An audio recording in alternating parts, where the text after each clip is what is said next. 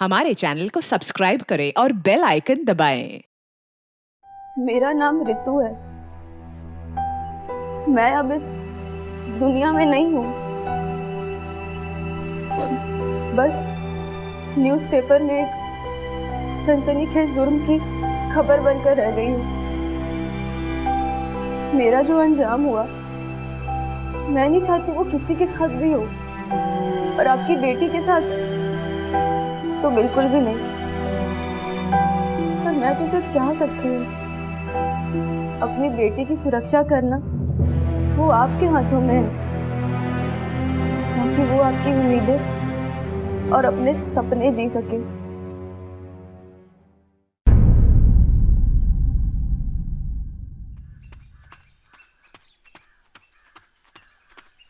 चाचा, हाँ। चाचा, चाचा वो देखो, वो लड़के फिर आम तोड़ रहे हैं। रोबर्ट, रुक जा, रुक।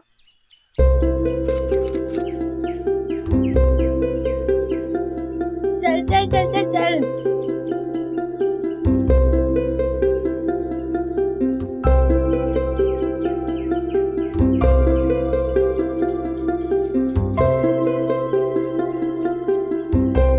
और फिर जल्दी जल्दी। रुक जा। रुक।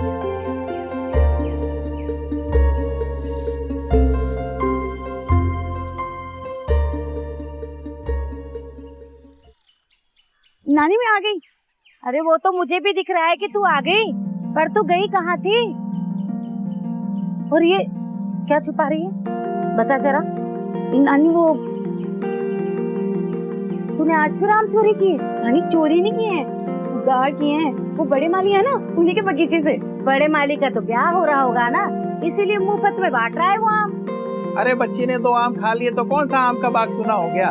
बिगाड़ लो अपनी लाडली को खूब। अरे तू उसकी फिक्र ना कर, मैं माली को आम के पैसे दे दूंगा। खा बेटा, तू तो आम खा। अरे कल से मेरठ जाएगी तो वहाँ पर भी ऐसी चोरियां करके आम खाएगी क्या? मेरठ? वो हाँ बेटा, वो कल तेरे पिताजी तुझे लेने के लिए आ रहे हैं। फोन आया था आज उनका। मैं कहीं नहीं जा रही। अरे सुन तो सही।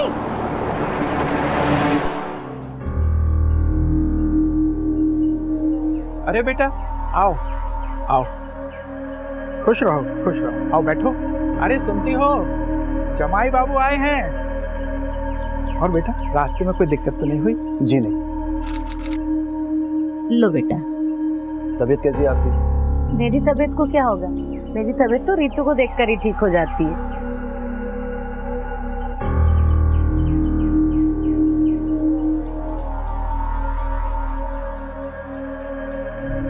खुश रहो। तो ये क्या कपड़े पहन रखे हैं तुमने? घर पे ताऊ जी देखेंगे तो क्या कहेंगे वो? इतनी बड़ी हो गई हो, कम से कम पहनने ओढ़ने के लक्षण तो सीख लो। जाने दो ना बेटा, बच्ची है। नाश्ता ठंडा हो रहा है, मैं लगाती हूँ। जी रहने दीजिए, नाश्ते के चक्कर में वो ट्रेन छूट जाएगी। हाँ, तुम अपना सामान ले लो, चलते हैं। मैं लेकर के आता हूँ।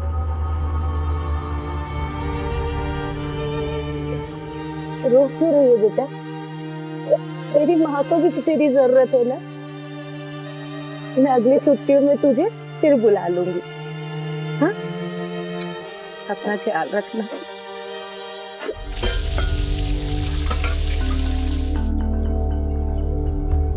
खुश रहो। 3 साल में सारे रिवाज भूल गई।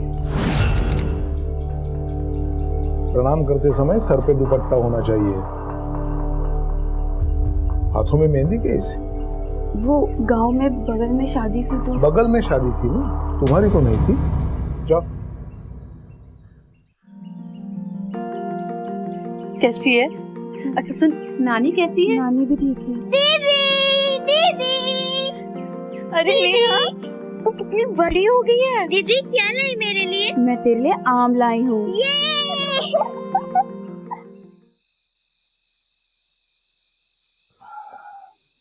शरद जी भाई साहब। वो जमीन वाली फाइल लेके मेरे कमरे में आ जाना। जी। कहाँ जा रही रात को तुम? अब खाना खाने के बाद टहलने के लिए। कोई जरूरी नहीं है। शरद, कोई बच्चलन कहे इससे पहले तो समझा दे अपनी बेटी को ये सहारनपुर नहीं है, वरना इसके साथ साथ नेहा का भी नाम खराब हो जाएगा। समझा इसे। चल रहने दे, अंदर जा, नेहा को भी ले जा। कैलेंडर की तारीख में दिन बदला, महीने बदले, साल बीते, सदियां गुजर गई, लेकिन आज भी हमारे समाज के बड़े हिस्से में कुछ ऐसा है जो अब तक नहीं बदला, और वो है हमारी सोच, जिसकी वजह से आज भी लड़के और लड़कियों के बीच में न सिर्फ भेदभाव किया जाता है, बल्कि लड़कियों की हर इच्छा, हर आज़ादी को सिर्फ ये कहकर दरवाजों के पीछे बंद कर दिया जाता है कि इससे परिवार की कहीं बदनामी ना हो जाए। ऋतु जैसी लड़कियां उम्र के जिस पड़ाव में गुजर रही होती हैं, उसमें माँ बाप की ये संवादहीनता, बेवजह की डांट डपट और उससे पैदा हुआ उनके अंदर का डर कई बार उन्हें ऐसे भयानक दलदल में डाल देता है जिससे बाहर निकलने का रास्ता वो खोज नहीं पाती। तो क्या सहारनपुर से 3 साल बाद दोबारा अपने माँ बाप के यहाँ मेरठ लौटी ऋतु भी ऐसे ही किसी अनजान खतरे की तरफ बढ़ने वाली?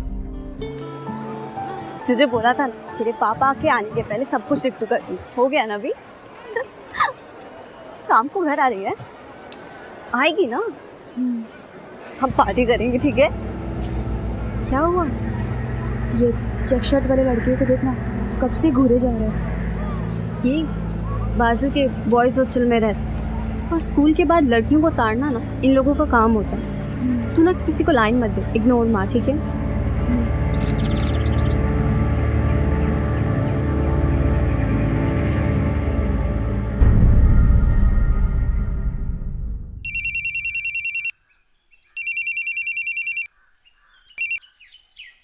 हेलो,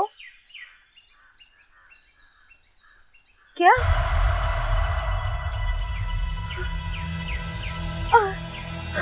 कौन था फोन पे? वो कह रहे कि हमारी ऋतु। ऋतु? क्या हुआ ऋतु को? क्या हुआ? क्या हुआ ऋतु को? तुम बोलती क्यों नहीं? बोलो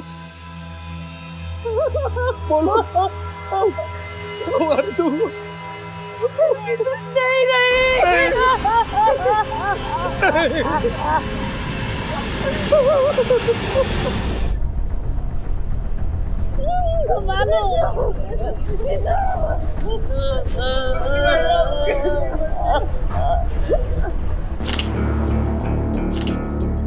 लाश को पोस्टमार्टम के लिए भेजने की तैयारी कर। तो लड़की का स्कूल बैग, इसमें कोई सुसाइड नोट नहीं मिला। लाश को सबसे पहले किसने देखा था? मैंने देखा सर। अंदर आओ। कितने बजे देखा था? सुबह 7 बजे जब क्लासरूम साफ करने आया तभी। और स्कूल खुलता कितने बजे? 8 बजे साहब।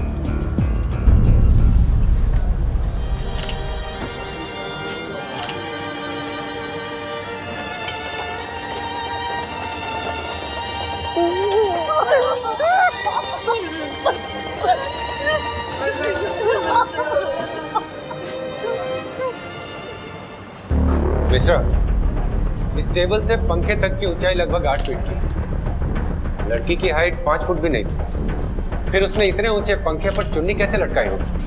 किसी और टेबल का इस्तेमाल किया होता तो उसे भी यहीं कहीं गिरा होना चाहिए। एग्जैक्टली। सर एक और बात है, अगर लड़की को सुसाइड ही करना था तो घर से इतनी दूर स्कूल में क्यों आया, वो भी सुबह इतनी जल्दी? इस लड़की की पूरी कुंडली निकालनी है। मैं उसके घर जाकर पूछताछ करता हूँ और तुम यहाँ स्कूल में उसके फ्रेंड्स, टीचर्स, गार्ड्स सबसे इन्फॉर्मेशन निकालो। सर जी साहब, मैं ही यहाँ पे अकेला वॉचमैन हूँ। तो सुबह जब ऋतु यहाँ आई तब तू कहाँ? साहब मैं चाय पीने चला गया। अच्छा, ठीक उसी समय चाय पीने चला गया जब ऋतु यहाँ आई। सब 6:45 बजे साफ सफाई के लिए गेट खोलना होता है और बच्चे 8 बजे से आना शुरू हो जाते, इसी बीच में चाय पीने चले जाता हूँ साहब। तेरे चाय के चक्कर में यहाँ एक बच्ची ने अपनी जान गंवा दी है। किसकी रखवाली करने बैठा है?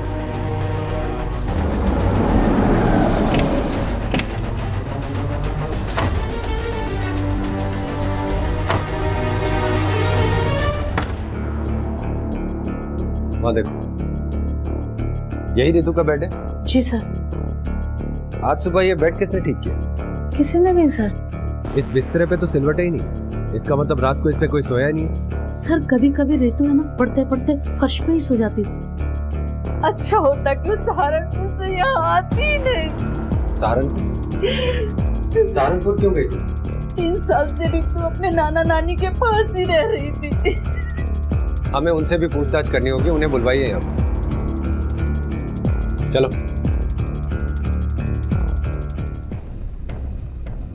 साहब, उस दिन फोन आया था उसका, बहुत परेशान थी वो।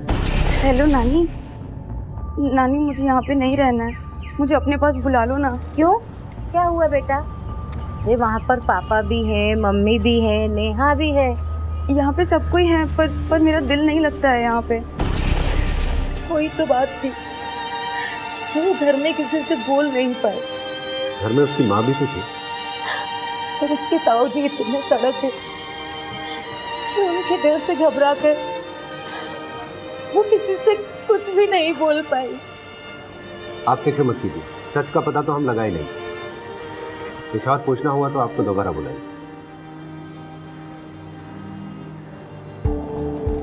सर, ये स्कूल की नर्स। हमें पता चला है कि रितु पिछले कुछ दिनों से बीमार रहने लगी थी। क्या वो आपके पास आई थी? हाँ सर, कुछ दिनों पहले आई तो थी मेरे पास। क्या हुआ, क्या रितु तुम्हें बताओ? वो कौन सी मेडिसिन चाहिए रितु? बस ना, उसने उस दिन कोई प्रॉब्लम बताई और वो उस दिन बिना कुछ मेडिसिन लिए भी चली गई। ऐसी कौन सी मेडिसिन चाहिए?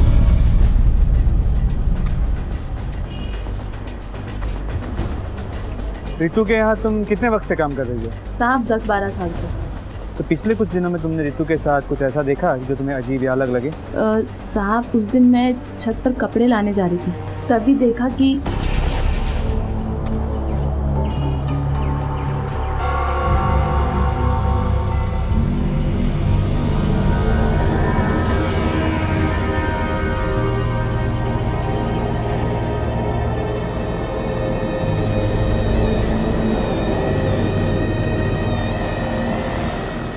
तो उन दोनों के बीच कोई चक्कर चल रहा था।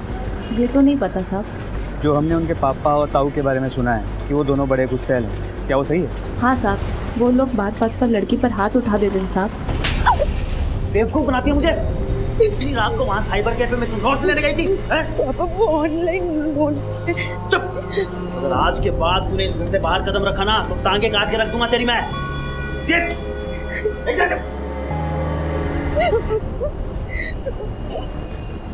ठीक है, तुम जा सकते हो। हाँ साहब। चलो।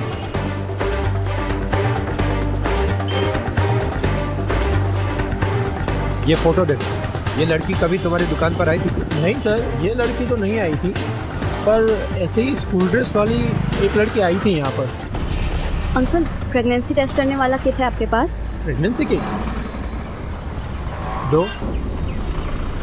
सर, उसने प्रेगनेंसी किट मांगा था, पर वो स्कूल ड्रेस पहना था तो मुझे थोड़ा अजीब जरूर लगा था। उसका नाम पूछा था तुमने? नहीं सर, नाम तो नहीं पूछा था, पर देखूंगा तो जरूर पहचान लूँगा। ठीक है, अगर ज़रूरत पड़ेगी तो तुम्हें बुला लूँगा। ठीक है सर। इंस्पेक्टर साहब, ये केस बहुत ही ज़्यादा सरप्राइजिंग है। इसकी मौत सुबह फांसी पे लटकने से नहीं हुई, इसकी मौत सवेरे 5:30-6 के आसपास हुई। इसका मतलब डेड बॉडी को पंखे से लटकाया गया था? जी हाँ, और उससे भी ज़्यादा चौंकाने वाली बात यह है कि इसके प्राइवेट पार्ट में किसी चीज़ से गहरी चोट लगी थी, जिसकी वजह से इसे बहुत ज़्यादा इंटरनल ब्लीडिंग हुई और उसी ब्लीडिंग की वजह से इसकी मौत हो गई। तो क्या रितु प्रेग्नेंट थी? नहीं, वो प्रेग्नेंट नहीं थी। इसका मतलब ये एक सुसाइड केस नहीं है। पहले लड़की को चोट पहुंचाकर उसकी हत्या की गई और फिर सुसाइड का रंग देने के लिए लाश को पंखे से लटका दिया गया। लेकिन अगर रितु की मौत सेक्सुअल असॉल्ट से हुई है तो उसकी बॉडी स्कूल के पंखे तक कैसे पहुंची? किसने किया होगा इसे?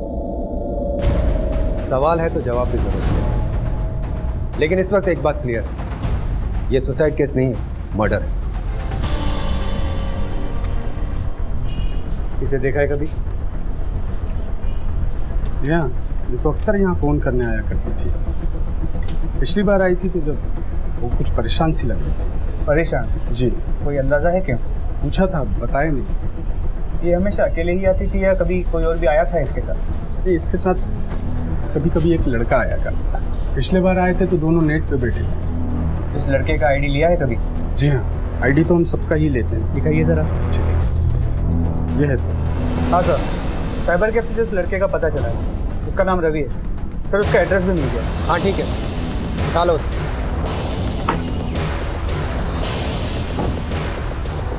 तो तू घूमता था रितु के साथ, हाँ? और ये प्रेगनेंसी वाला क्या चक्कर है? प्रेग्नेंट? सर, प्रेगनेंसी के बारे में मुझे कुछ भी नहीं पता, और हम दोनों तो केवल दोस्त थे। अगर सिर्फ दोस्त था तो उसके घर के इतने चक्कर क्यों काटता था तू? सर वो मुझे उसे आकांक्षा के बारे में कुछ बोलना था।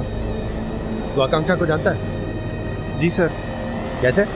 सर एक्चुअली वो मेरे रूममेट की गर्लफ्रेंड थी, और उसने ही तो मुझे मिलवाया था रितु से। ये रितु है, मेरी बेस्ट फ्रेंड। रितु? तो आकांक्षा की ऐसी कौन सी बात थी जिसे बताने के लिए तुम रितु के घर के चक्कर काट रहे थे? सर सब कुछ ठीक चल रहा था, मगर एक दिन मुझे आकांक्षा ने फोन करके घर पे बुलाया। हे हाय। अंकल आंटी नहीं है क्या? हाँ, वो एक्चुअली दिल्ली गए हैं और घर पे सिर्फ मैं और रितु है। रितु? हाँ। कहाँ है?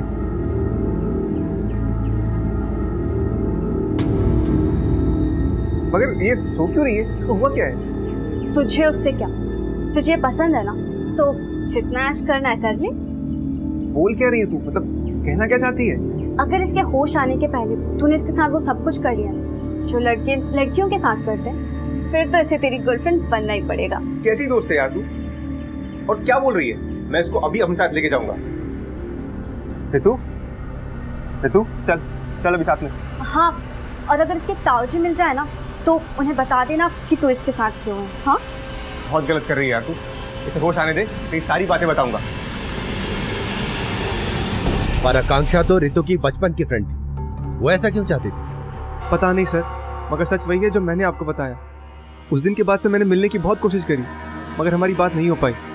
और उस दिन जब केसी पे लगा कि हमारी बात हो जाएगी, तो उसके पापा आ गए और उसे साथ ले गए।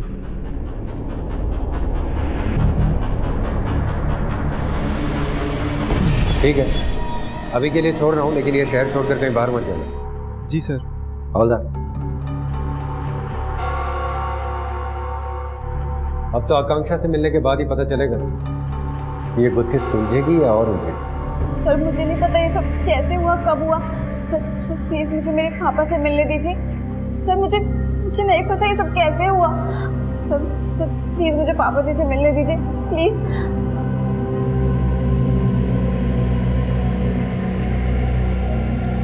देखो आकांक्षा, अपना ड्रामा बंद कर। हमें यह पता चल गया है कि उस दिन फार्मेसी से प्रेगनेंसी किट लेने तुम ही गई थी। सर मुझे कुछ समझ नहीं। देखो, सच और झूठ का पता हम लगा ही लेंगे, लेकिन अगर तुमने रितु के बारे में हमसे कुछ छिपाया तो तुम्हें जेल जाने से कोई नहीं बचा सकेगा। सर सब कुछ एक मजाक था, तो रितु ने बहुत सीरियसली ले ली। मजाक? कैसा मजाक था ये? सर वो मेरे बॉयफ्रेंड को ललचा रही थी। रितु इतना मत सोचो, एक काम करो, ये ब्लैक करेंट खा लो, तुम्हें अच्छी लगेगी। Thank you. मेरे टेस्ट का ख्याल तो कभी नहीं किया तुमने। शी इज इनोसेंट यार, इतनी केयरिंग तो बनती है। और वैसे भी ना तुम पुरानी हो गई हो।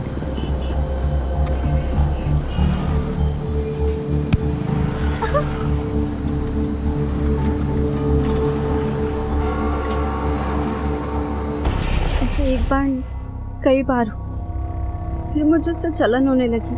जो देखो वो उसके आगे पीछे इनोसेंट करके घूमने लगा। मेरा बॉयफ्रेंड तो जैसे उसका बॉडीगार्ड बन गया था। फिर मैंने एक दूसरे लड़के से अफेयर शुरू कर दिया। फिर एक दिन साइबर कैफे में मैं जब अपने नए बॉयफ्रेंड के साथ थी, तभी रितु वहाँ आई।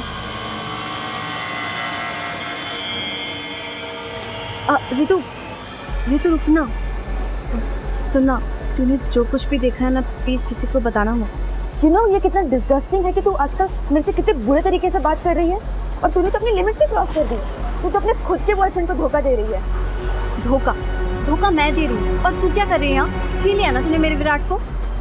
मैं ना तेरी जैसी लड़की नहीं हूँ। मेरे जैसी लड़की मतलब क्या? हाँ, लोग सही कहते थे कि तू किस टाइप की लड़की है। अब तो मुझे भी शर्म आने लगी है कि तू मेरी दोस्त है।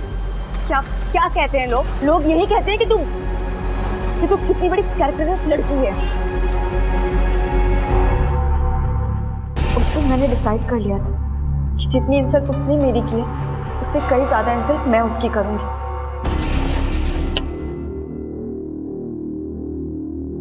क्यों बुलाया मुझे यहाँ पे?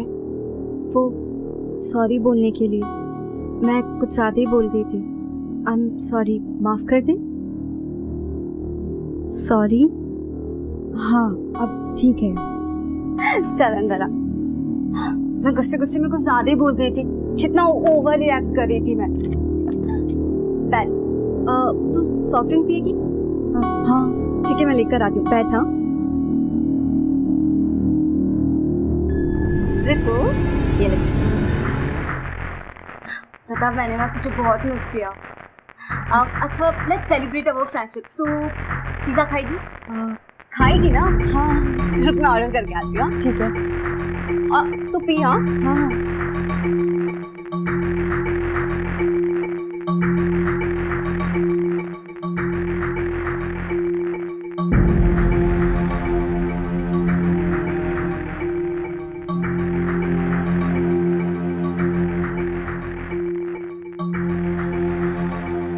बस 10 मिनट में पिज्जा ना।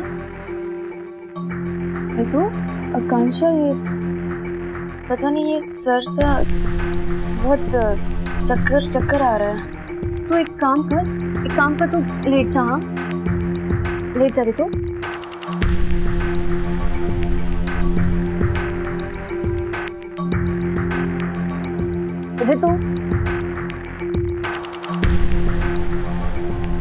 हेलो रवि।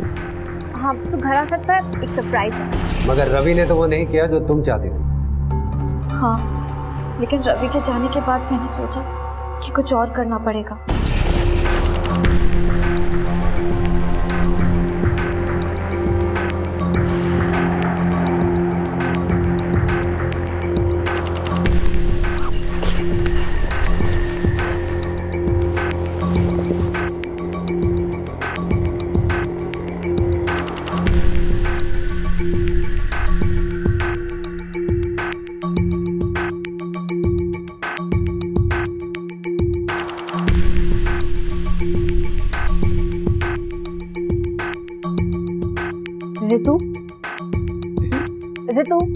रितु उठना। क्या हुआ? रितु उठ। रितु,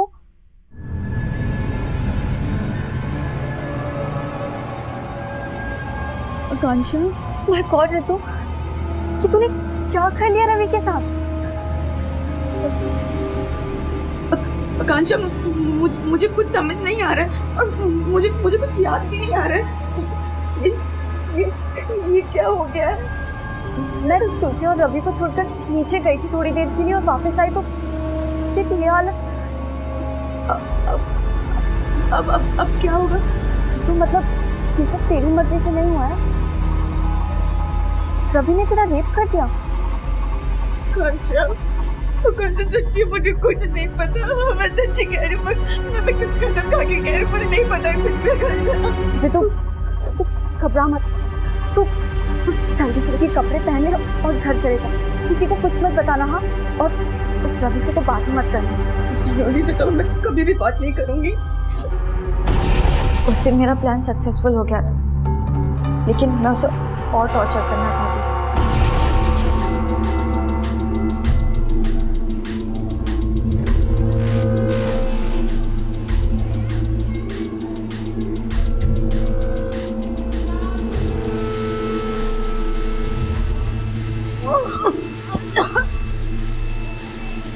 तू ठीक है? आकांक्षा, मैं थोड़ी देर पहले तो ठीक थी। अब ये अचानक मुझे क्या हो रहा है? कहीं तो प्रेग्नेंट तो नहीं हो गई ना? क्या? मैं प्रेग्नेंट कैसे हो सकती हूँ? सब कुछ तो कर लिया उस रवि ने तेरे साथ। एक काम करते हैं, प्रेगनेंसी टेस्ट करते हैं, ठीक है?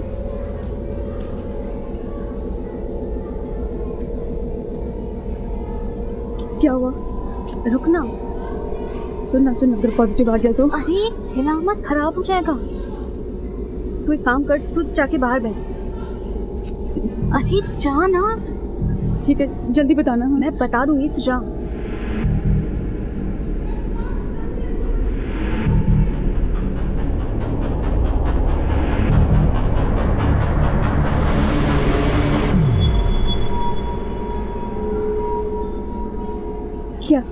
क्या पता चला?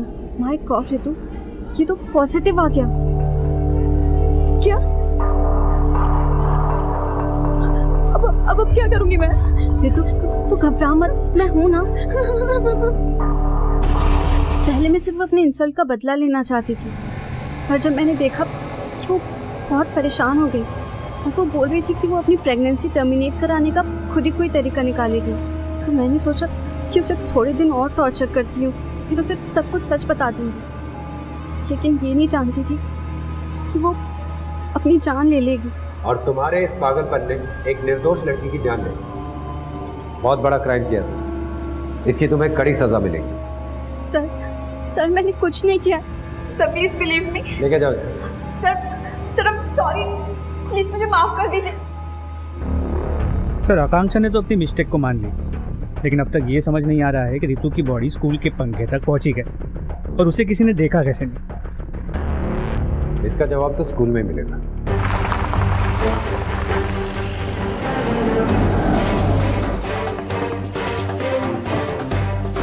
तेरा नाम क्या है? रमेश नाम साहब। जिस दिन रितु की मौत हुई उस दिन तू यहाँ नहीं था ना? नहीं साहब, वो तो दूसरा था, तो नौकरी छोड़ दिया था, उसी की जगह पे मैं आया। उस पहले वाले वॉचमैन का नाम और पता जानते हो? आप ही का इंतजार कर रहा हूँ। कब तक आएंगे आप? हाँ यहाँ सब आ गए क्या? रुकिए।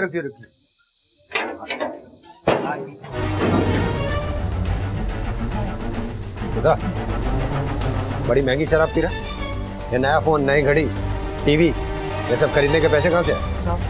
तनख्वाह से। नौकरी क्यों छोड़ी? हाँ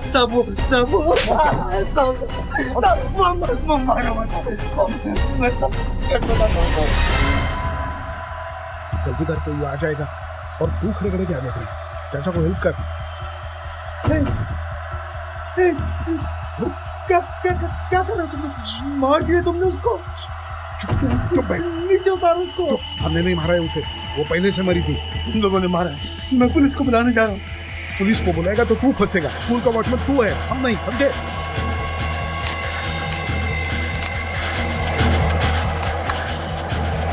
आप लोगों ने बहुत बड़ा क्राइम किया है। रितु एक भद्दे मजाक का शिकार हुई। आकांक्षा ने उसे ये झूठा एहसास दिलाया कि उसका रेप हुआ है और वो प्रेग्नेंट है, और फिर आप लोगों के डर से घबराई हुई आपकी बेटी ने जो कदम उठाया उसकी वजह से उसकी जान गई। सर ये आप क्या कर रहे हैं, कुछ समझ में नहीं आ रहा। और ये आकांक्षा, ये इनके बारे में पहले कभी सुना ही नहीं सर। बस बहुत हो गया। अच्छा हुआ कि आप लोगों को सब कुछ पता चल गया, वरना इन लोगों ने तो मेरी परवरिश को ही कोसना शुरू कर दिया था। और ये तो मेरी बेटी है, इसके अलावा मैं इस घर की बहू हूँ, पत्नी हूँ।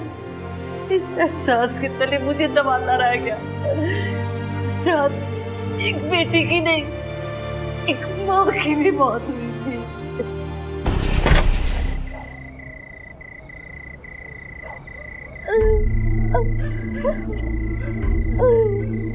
रितु, अरे रितु, दरवाजा तो खोल।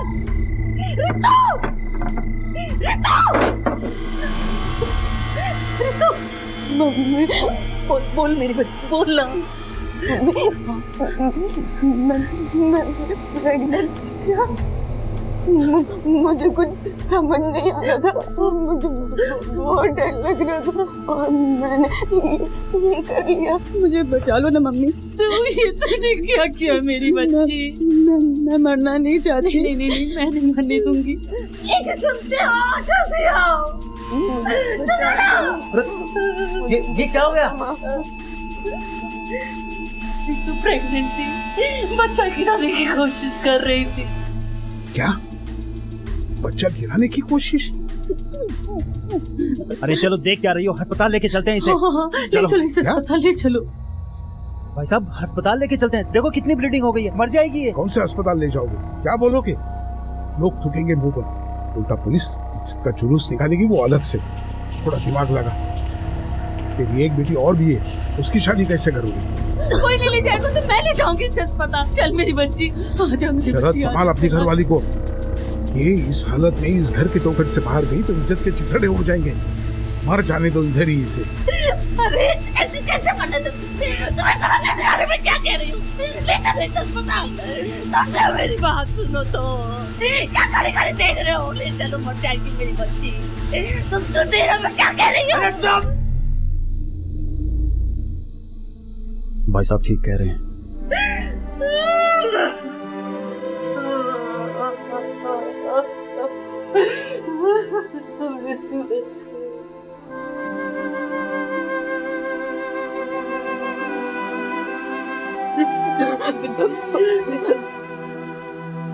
पापा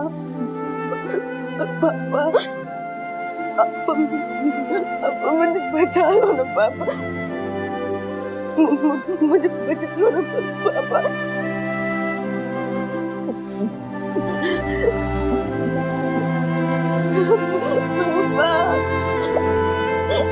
बचा लो ना। बच्ची को बचा लो, कोई तो बचा। अरे कोई बच्ची को बचा।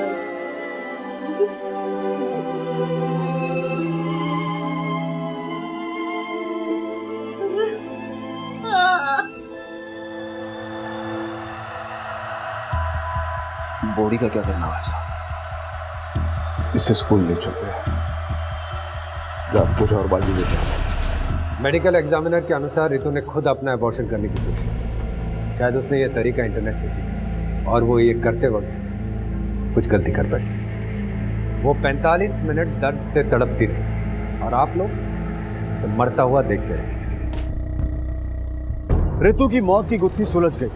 ऋतु के परिवार वालों पर पुलिस को गुमराह करने और सबूतों के साथ छेड़छाड़ करने के आरोप लगाए गए।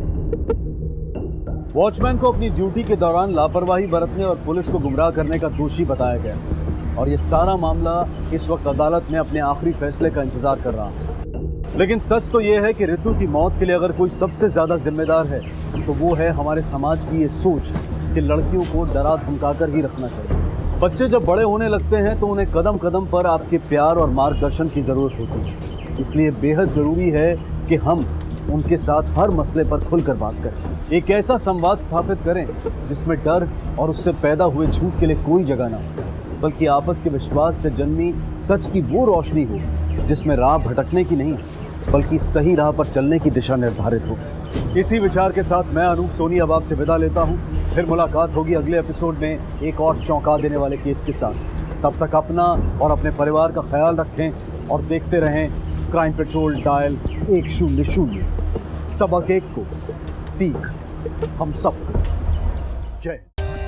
For more updates, subscribe to our channel, click the show links and enjoy watching the videos.